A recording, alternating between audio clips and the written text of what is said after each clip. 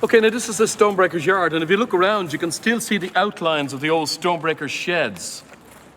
The reason this yard was chosen for the execution of the 1916 leaders, it was chosen because of the high walls here. Now, all of these men were executed by firing squad just down where the cross is here to my left. You're in the middle of the First World War, and there were about 180,000 Irishmen away fighting for the British Army.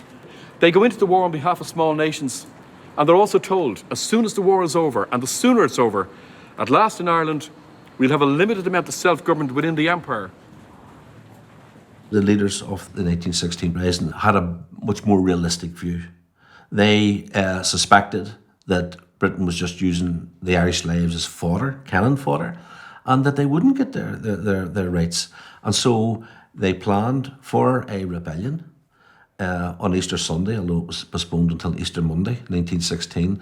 And 1,000 Republicans seized Dublin, principally the GPO as their headquarters, and they fought against the British Army for a week, and they were eventually defeated.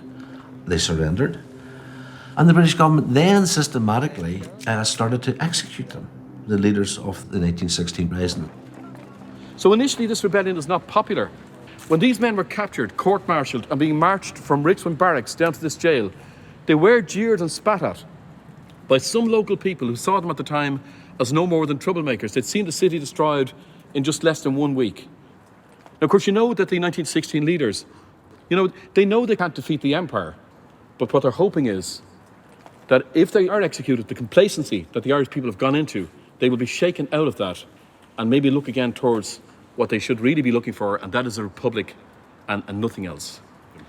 The executions caused absolute outrage in Ireland, and what started off as a rebellion, with about 1,700 men and women taking part in it, it now turns to the foundation stone for the War of Independence. So what happened in this yard in 1916, it really did change the course of Irish history forever.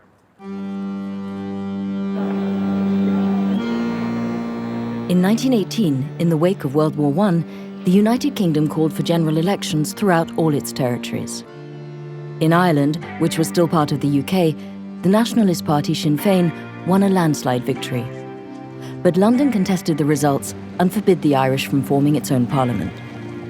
This was a declaration of war. In response, the Irish Republican Army, which rose out of the ashes of the 1916 Rising, went on the offensive. In the War of Independence, that is the war which the Irish Republican Army fought against the British in Ireland over a period of a couple of years at the end of the First World War. It was really a fight which took place much more in what is now the Republic of Ireland than in the North. I mean, the North was relatively quiet, and because the vast majority of people were loyal to the Crown, didn't want to fight in any war of independence because they didn't want to be independent from Britain. In those days, Belfast was economically and culturally very distinct. This was a time of the high point of British imperial power and British imperial self-confidence. And Belfast and the countryside around it shared much, much more in that confidence and prosperity than any other part of Ireland. Belfast had the largest shipyard in the world. It had the largest rope works in the world. It had huge manufacturing industry, which was seen in many ways as the sort of revenue getter of the whole of Ireland. It was immensely prosperous. In 1921, after 2 years of fighting, the United Kingdom offered to sign a peace treaty with the Irish rebels. Threatening an all-out war if the Irish refused, British officials, led by Prime Minister Lloyd George and Colonel Secretary Winston Churchill, imposed a partition of Ireland. London would maintain direct control over a province made up of the 6 richest counties of Ulster. This majority Protestant territory is named Northern Ireland. In the south, the other 26 countries were banded together in an independent territory called the Free State. Ireland's Republicans were torn apart. On one side, Michael Collins, a military leader, who accepted the partition in exchange for peace with the British. On the other side, Eamon de Valera, a master political strategist who convinced IRA dissidents that full independence was the only way forward. After a year of civil war, the pro-peace camp was triumphant and the island remained divided. In the meantime, a Protestant parliament for Protestant people took hold in Northern Ireland.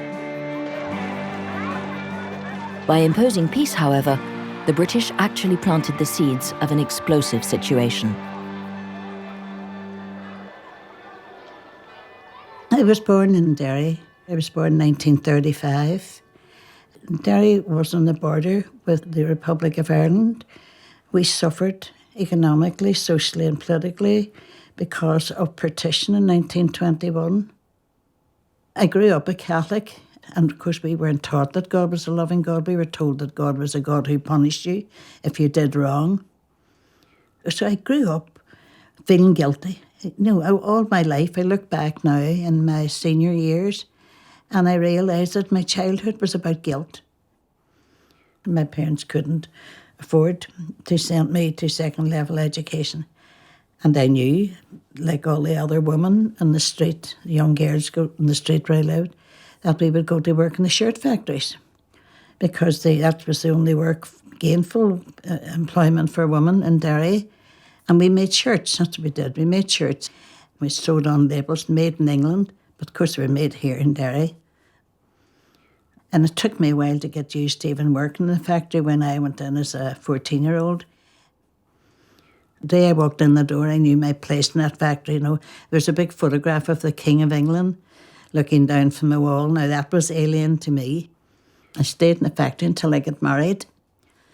The factory, to me, was just a form of slavery, And then you get married, and that was another form of slavery too, and certainly in my eyes. I got married when I was 21. My father was quite exceptional in our area because he actually had a job. He worked, and even stranger, we owned our own home, which my father was determined to get in order to have a vote. Only people who owned property had a vote. Nationalists had an unemployment rate in some places of 85% from cradle to grave. You were born as into a nationalist community knowing that you would probably never in your life have a job because you were a Catholic. Well, I did apply for a job when I was 15 in a local garage, and went along, and this was my first experience of discrimination.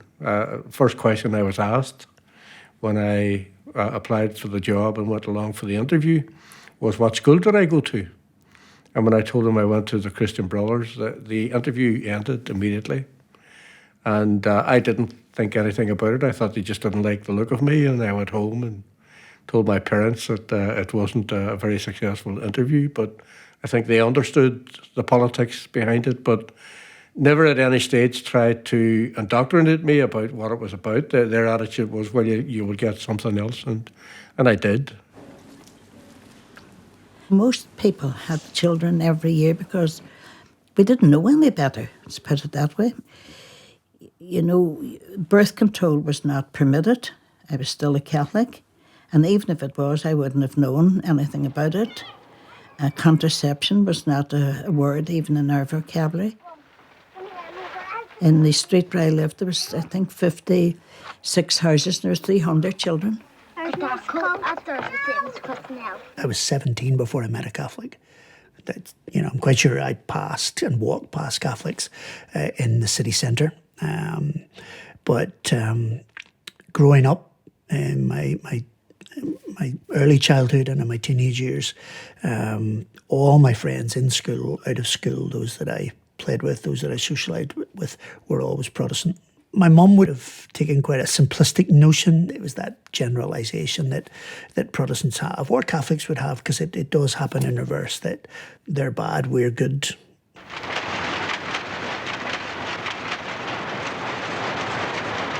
All of her friends in the factory that she worked in would have been Protestant, and she wouldn't have had much encounter with Catholics. And if you're growing up entirely within your own community and don't have that contact with the other, it's so easy to take on board these stereotypical images and these negative images of the other person.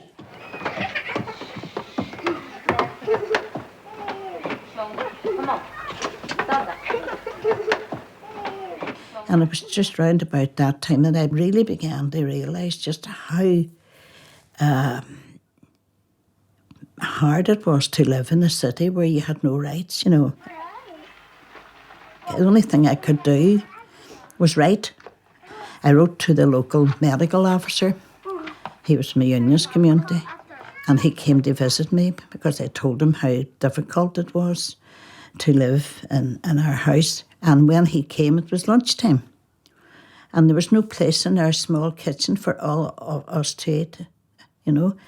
And so most of us were sitting up the stairs with plates on our laps. And I said to him, look, this is how we have to eat, because there's no space in this small house for us to eat. That was the start of my neighbours and myself. We formed a group called the Tenants Association. We were Tenants Association. I think Tenants Association actually give people hope and a bit of purpose that you could act, because up until that point we were literally on our knees, passive people, not doing anything about our situation. People need houses and people have the right to houses. At the end of the 1960s, the Protestant majority in Northern Ireland was unionist. Determined to preserve the union with Great Britain, they set up a political system that deprived Catholics of their most basic rights. But the Catholic minority rose up. They began to hold peaceful mass protests. They wanted better housing. They wanted better living conditions. They wanted civil rights. I naively, looking back on it now, as really a very young man, I believed that if you walked and you asked for civil rights, that because your argument was so compelling, because the logic of your argument was so obvious, that what would happen would be the state would say, oh, you're right, or we didn't realise that was the case, or if only you had asked, or maybe it is time for change. I believe that would be the response. I watched the black and white television, the grainy television of Selma, Alabama, of civil rights marches in America, of the student marches in France and in Germany. I watched those, and I seen the media reporting those as popular uprisings, demands for equality, demands for justice, demands for a fair say. And I mimicked them with thousands of other young people. I believed that if we'd simply marched, the local administration would respond to that. And they did respond, but they responded in a way they've always responded from the foundation of the state. They responded in violence.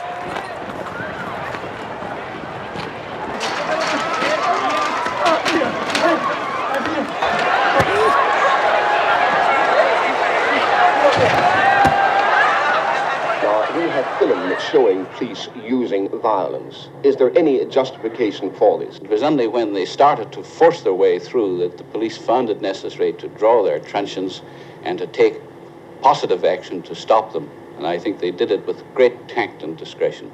It culminated in the siege in the bogside in Derry, where there was massive attacks by state forces and Loyalist forces. Initially it was hand-to-hand fighting, but once the state forces opened fire with heavy machine guns and rifles, we were throwing bottles and stones. We weren't in a position to resist that. I mean, I was a teenager at the time. And the resulting factor were that a number of our streets were burned to the ground, a number of people killed, countless dozens and dozens of people injured by gunfire, and the area just was swamped with Loyalists and state forces.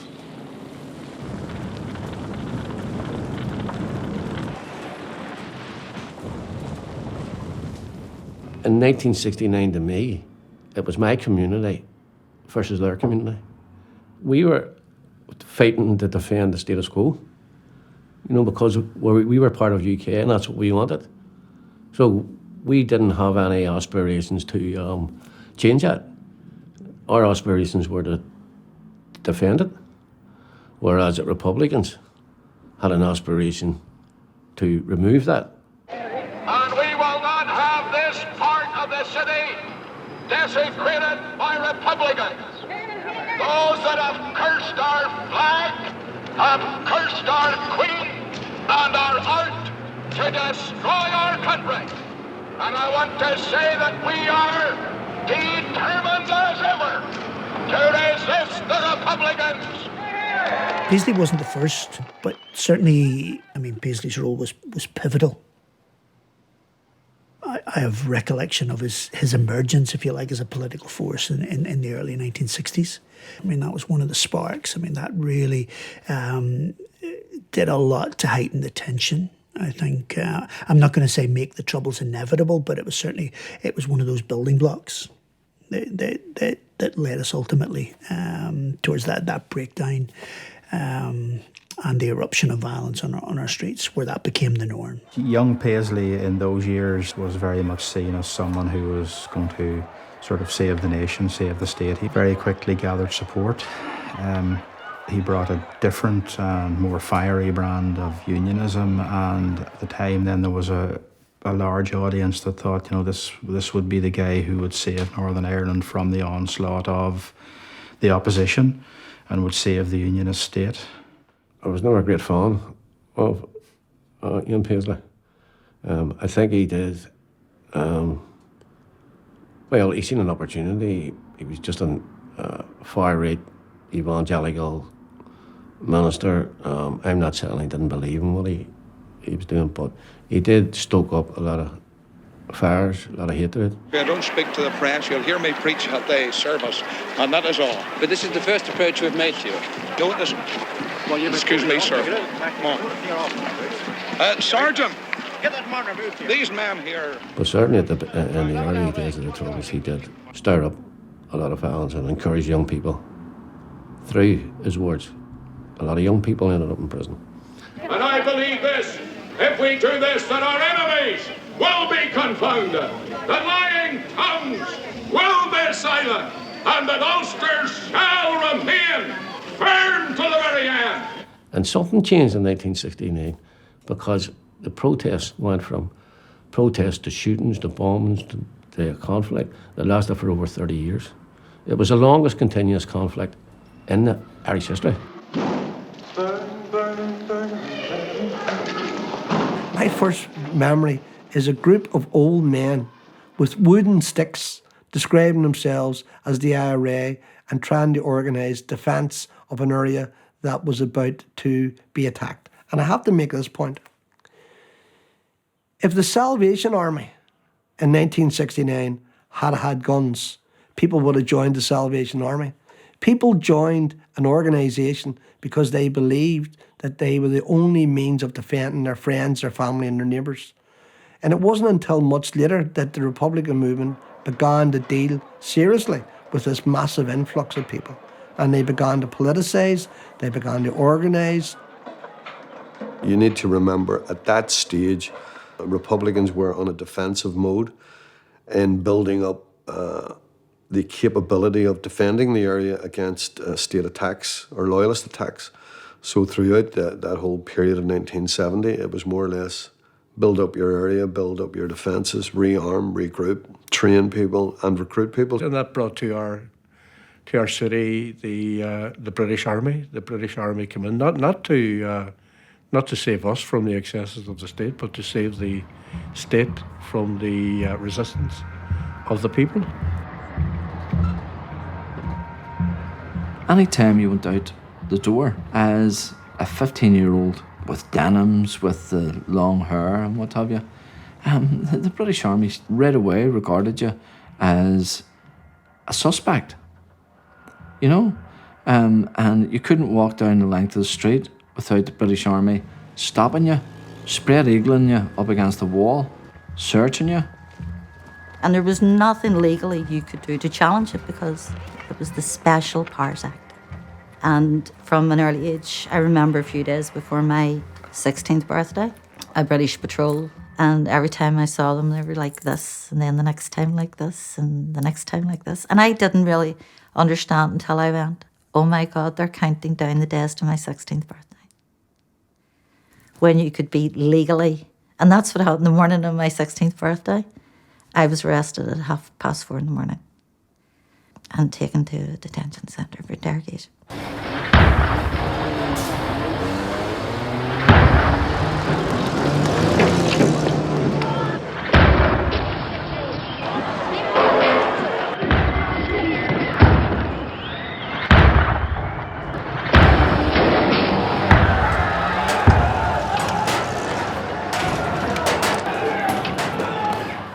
Well, I became involved after that period, and once the IRA had gone on the offensive, we became involved in many, many battles, both in terms of riots on the streets, attacks on the streets, but in terms of gun battles, you know, major gun battles that would go on for hours after hours inside our own areas.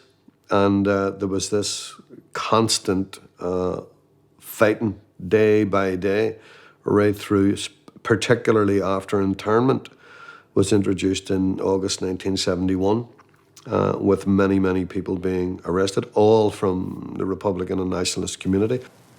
These people were interned without trial, and the IRA had an upsurge in people coming to join it, and they then faced down the British forces, Loyalist forces and state forces, head on from that period onwards, from late 1970, 1971 onwards.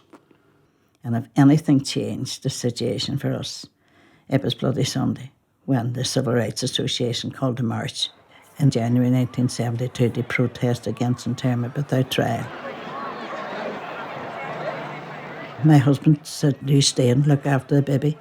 And he went to march with Peter and Donna and Liam. That was our three eldest sons. And I stayed at home with the other six. I stayed at home. In terms of Bloody Sunday, I mean, I was about 16 at the time, just coming up to my 16th birthday. And I can remember the news reports, which were at first a bit garbled and then, as it were, firming up. And because by that time, most communities had become polarised, and you were going to school with people with all, you really didn't get a sense of just how deeply felt that was in the Catholic community. There were so many soldiers, parachute regiment and different in our city. We knew that they weren't there. They say, "Hello, how are you doing?" That they were there, they put the civil rights movement out of action. That's what they were there for. They stopped the march.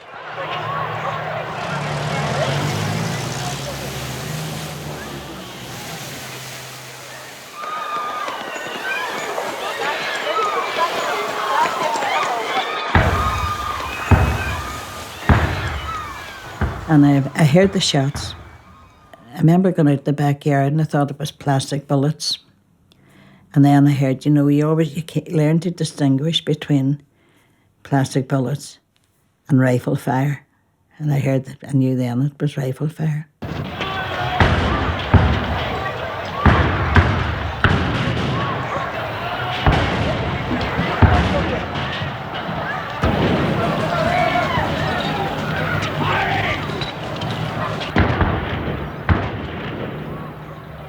Three hours after the procession began, this has ended up, as dusk comes onto the bogside, as the worst ever confrontation between the army and the Catholic people of the Craigan and bogside.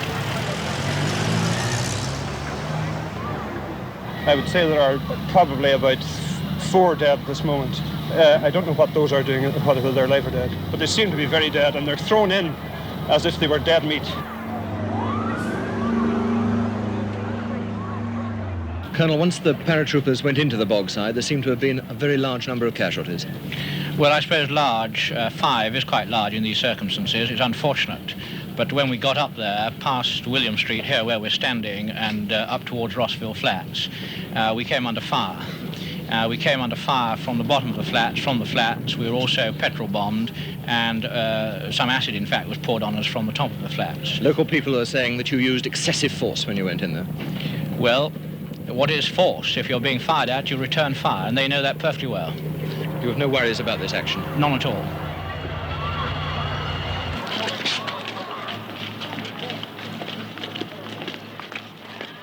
And 33 people were shot, and 13 of them were shot dead. And the British Army tried to demonise the people, said they were gunmen, that they were caught with hand grenades in their pockets, and it was demonstrable from television footage that the British Army started the shooting and killed the people. I dare say I just felt certain. I hated the British Army then. I hated them. I'm sure most people did. It's very hard to get rid of that kind of hate, you know. It took me years and years and years, and I'm not even sure yet that I've got rid of it. I just can't stand anything that, even English accents annoy me. The horror of the Bloody Sunday massacre, just like the execution of the Easter Rising leaders, sent thousands of Irish pouring into the streets. That very same night in Dublin, an angry crowd set fire to the British embassy, with Irish policemen standing idly by.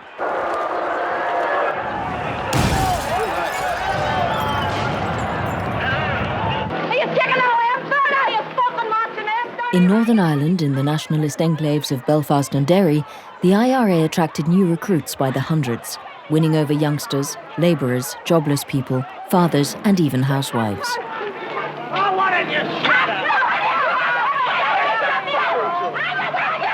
Initially defending the local Catholic minority, the IRA turned into a National Liberation Army. This restructured and well-equipped underground army began striking back at the British.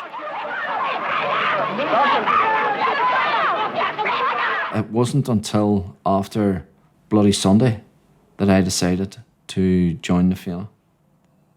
Na Fianna Éireann is the IRA youth organisation.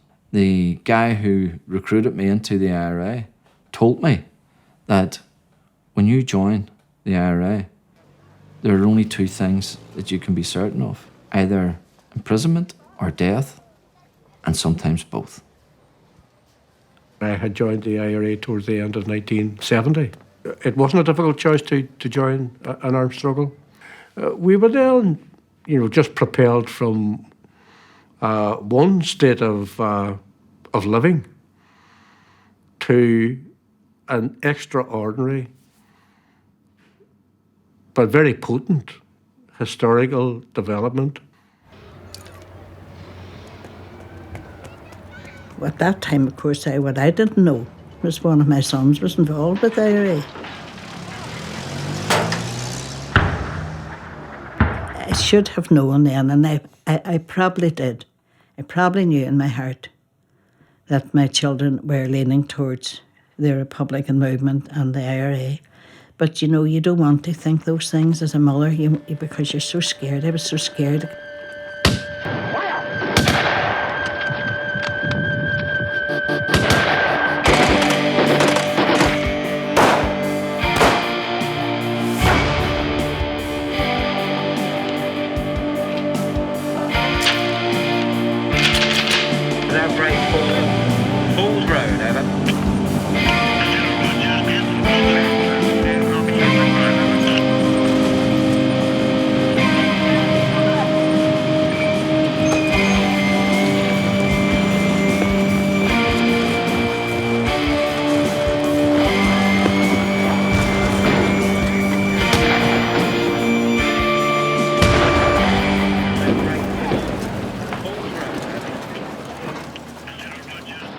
Preparing an anti-personnel mine.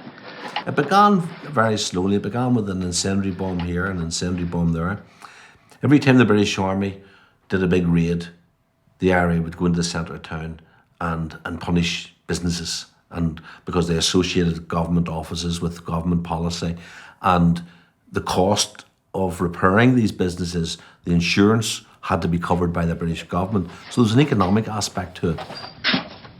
So if you want to come in and wreck our homes, then we are going to wreck a city centre where you have your businesses, where you have your offices.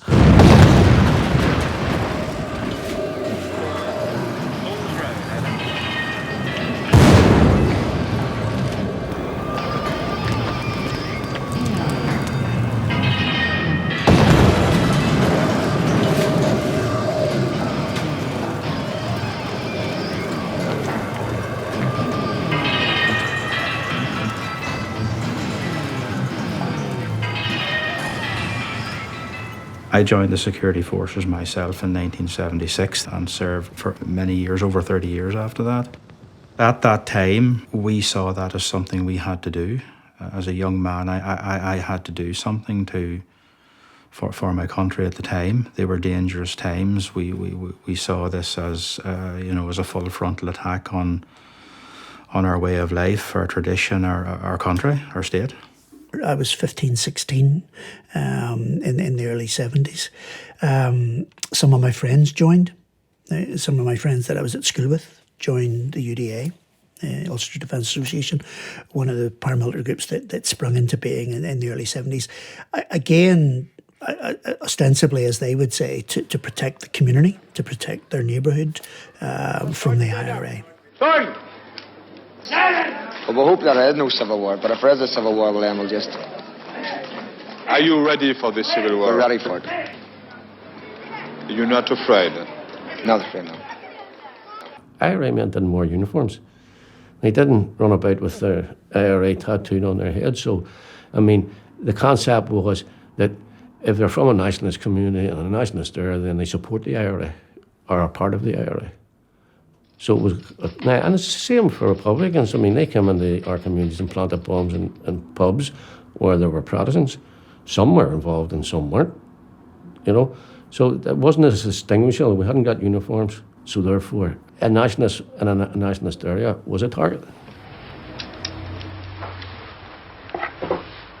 I shot a Catholic and was arrested. And he lived, and I was convicted of attempted murder. I was arrested while I was robbing a bank in Belfast. The idea was to get money for the IRA. And what happened was that while we were in robbing the bank, a number of cops arrived at the bank. There was a bit of a shootout, and we were arrested and sent to Long Cash that night. May Day, 1978. The army kicked on the door and they arrested John. John was 17. And then they came back at midday and took Patrick. He was 16. And they took the two of them. And I remember that day as well because it was May Day and they couldn't find a lawyer. There were a group of loyalists called the Shankill Butchers, and they were kidnapping people and killing them, and some gruesome details around how they used knives and machetes to kill people. So we made an attack on the pub that they were in,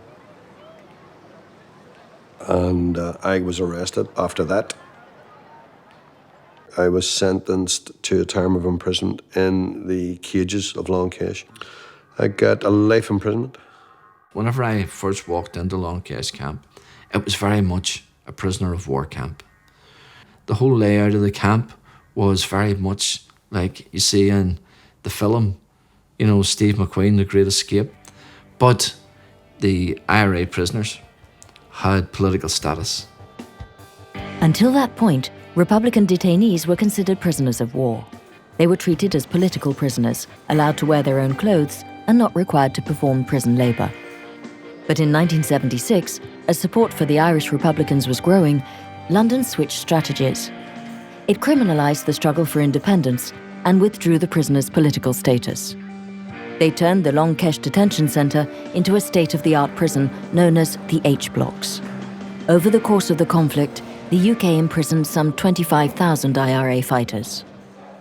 What people need to understand is that the British chose the H-blocks and the criminalisation of Republican prisoners, and by extension the Republican struggle, as a key plank on which to break the Republican struggle in this country.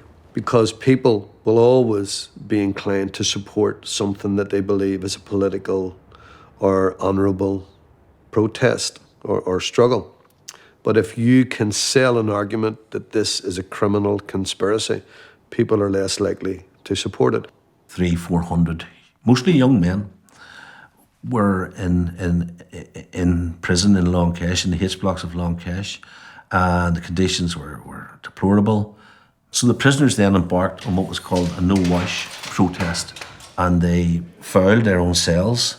They spread the excrement on the walls. They were sleeping on bare floors with a mattress wrapped in a blanket. That's why they were called the blanket men. We're political prisoners! We want political status! Look at that blanket man!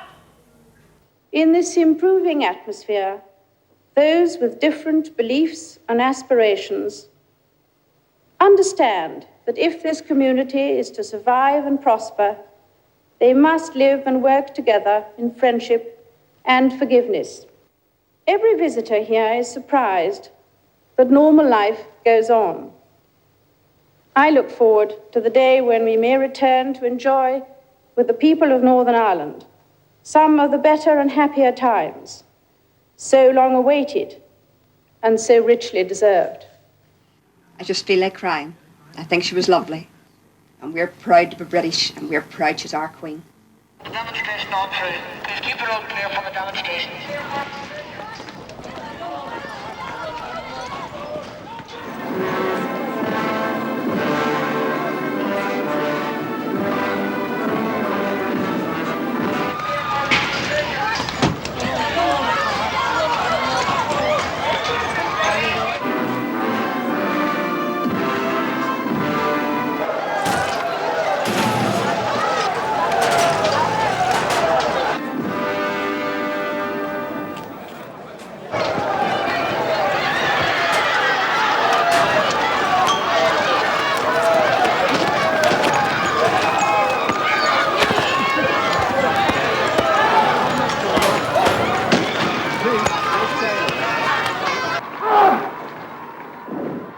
And we felt you cannot negotiate with these people. They do not believe that you have the clout to force them across the line. So we are now in hunger strike mode.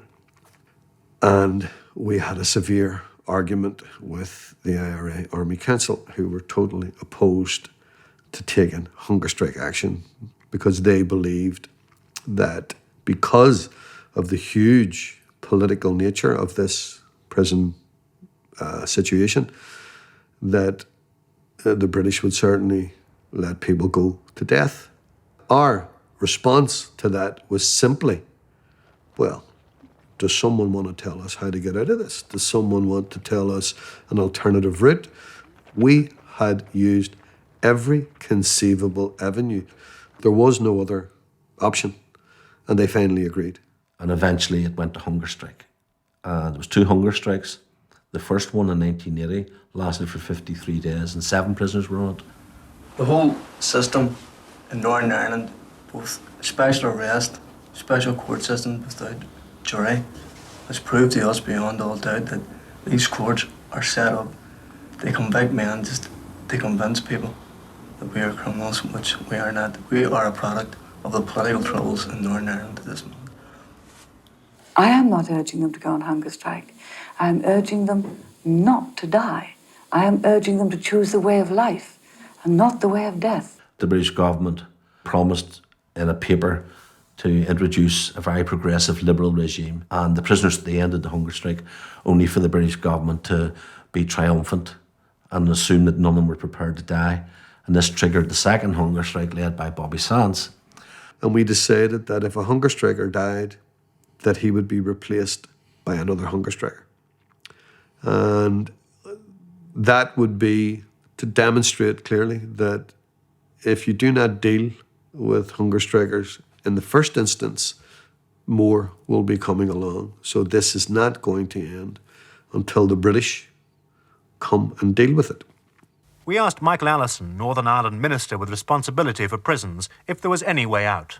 We will not make any concessions to blackmail, and if they are fighting for a great issue of principle as they see it, political status, then they are banging their head against a brick wall. But if they are in a muddled way saying we want better prison conditions, well then this is a different story. I mean, we have done a great deal along those lines already. We were again looking at a panel of, or a pool of people of about 80 volunteers or so who had been on the list, and just as an indication of the mentality of people like Bobby Sands and other hunger strikers.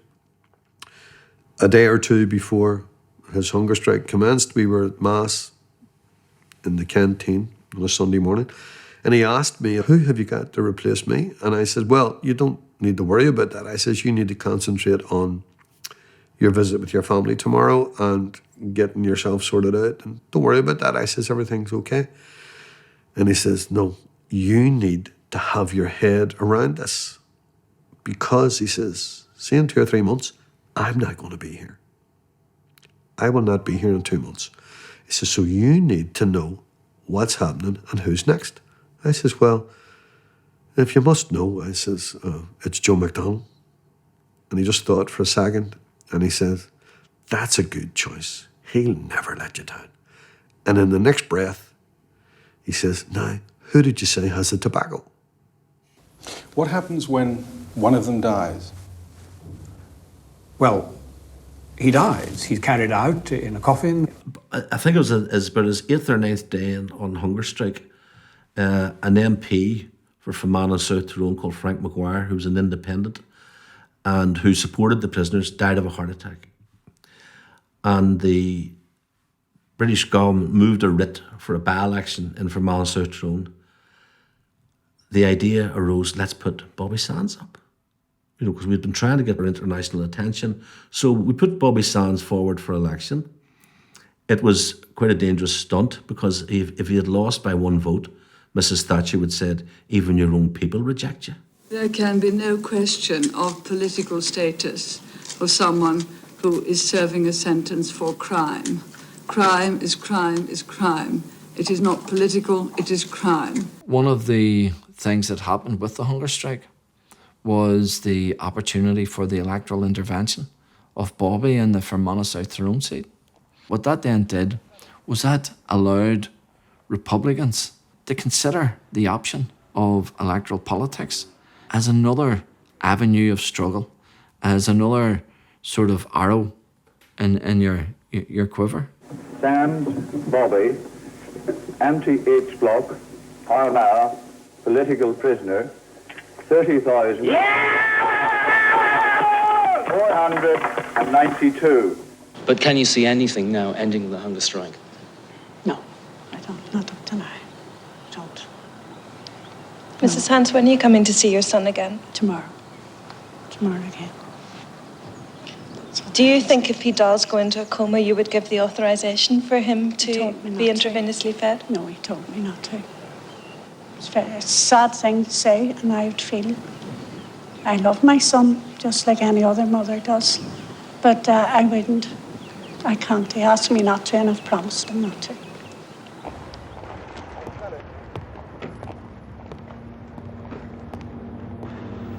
Bobby Sands has made a choice.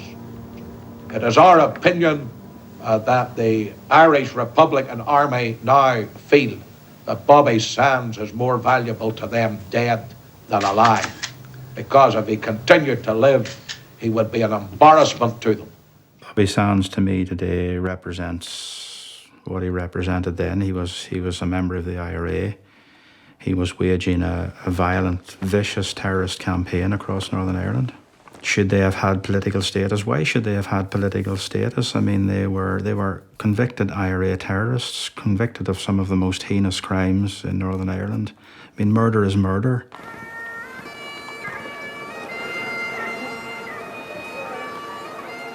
Despite being elected as a deputy to the UK Parliament, Bobby Sands died on May the 5th, 1981, after a 66-day hunger strike.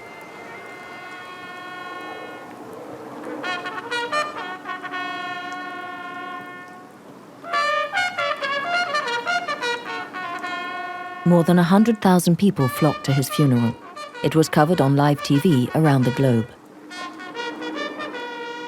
Bobby Sands' death was followed by the death of 9 more Irish hunger strikers. And Margaret Thatcher's unyielding stance became counterproductive. The men she branded as criminals became martyrs, and the IRA vowed to avenge their deaths. Well, you're never happy at people being killed, even if it is British soldiers, never happy. I can say now in my old age, maybe at that time, because I was so hard-hearted then, I believe, and it was the only way I could survive, you know, by cutting off sort of emotional kind of thoughts.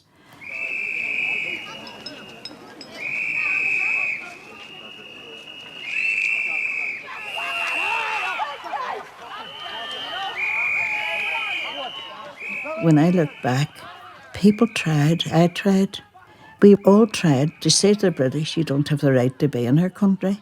That, you know, that people here had the right to determine their own future. the right of self-determination. Because when I look back at my life, I was never allowed to determine my future.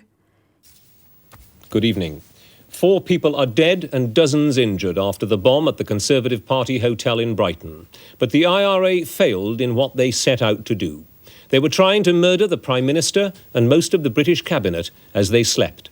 But Mrs. Thatcher escaped death by minutes. It was an attempt not only to disrupt and terminate our conference, it was an attempt to cripple Her Majesty's democratically elected government.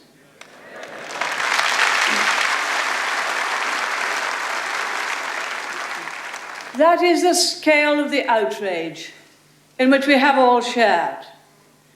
And the fact that we are gathered here now, shocked but composed and determined, is a sign not only that this attack has failed, but that all attempts to destroy democracy by terrorism will fail.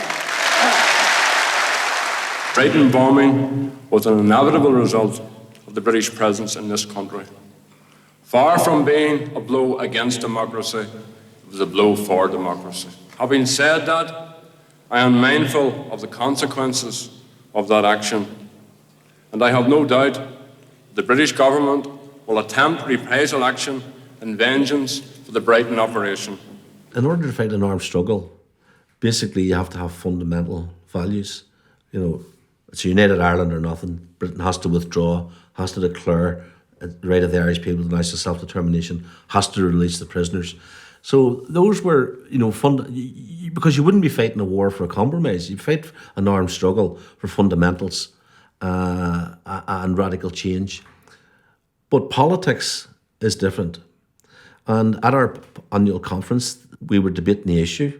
It was obvious that a lot of people didn't like the idea of Sinn Féin having an electoral strategy and were speaking against it.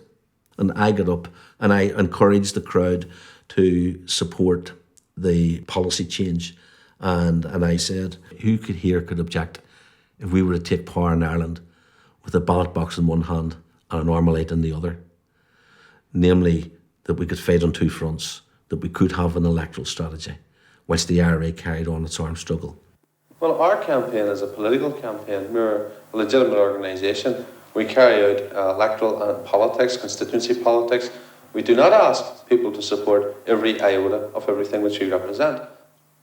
I've been on the public record as being a supporter of the armed struggle, and I've never resiled from that.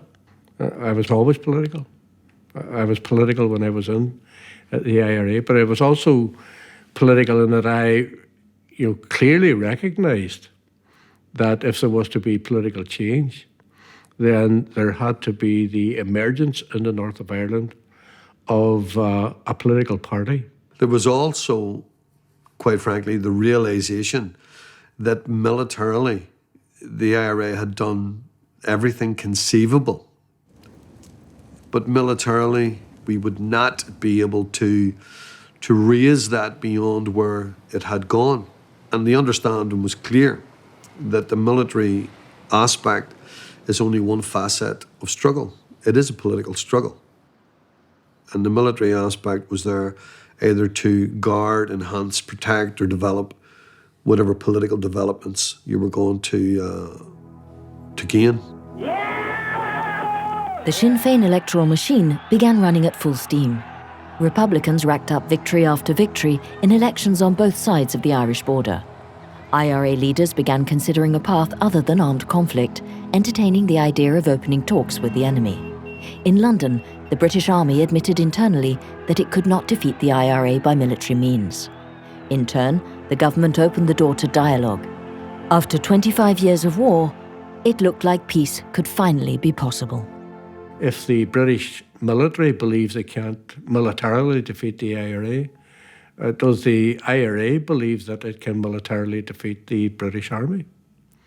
And if the answer to that is the same as the answer given by senior generals within the British Army, that effectively said to me that we could be involved in a conflict that would go on forever. The early 1990s, I met with with the full support of the Sinn Féin leadership and the IRA, a representative of the British government, to have a discussion on where things were at and where they were likely to go. And then you had Peter Brooke, the British Secretary of State, made a statement where he said Britain has no selfish, strategic or economic interest in remaining in this part of Ireland. For me, that signalled the end. You have a duty, whoever you are, to develop an alternative. You can't be just involved in the politics of denunciation. If there's a way to find justice that's peaceful and democratic, then bring it forward. So the question of the timing of the peace process and when I was influenced that it was a good idea, I never had to be influenced that it was a good idea. It was always a good idea. And I think what is important about the situation here in Northern Ireland is that we do actually treat each other as human beings, and that we have a very simple choice. We can either carry on with the hatred and the despair and the killing, treating people as if they weren't parts of humanity, or we can try and settle our differences by negotiation, by discussion, by debate. So that's what's important, whether it's with Gerry Adams or with the Loyalist people I met or with anyone else. Me and others who saw that violence was not the way forward, that we were only killing each other, and then who brought about the Good Friday Agreement. What I could look back on and say, I was part of the problem at one time. Now I'm part of the solution. During the time of the process of negotiations which took place, we were dealing with a Labour government led by Tony Blair. And it absolutely became clear to me in working with that Labour government that they recognised that the British government policy in the north of Ireland, which was as much a part of the problem as anything else.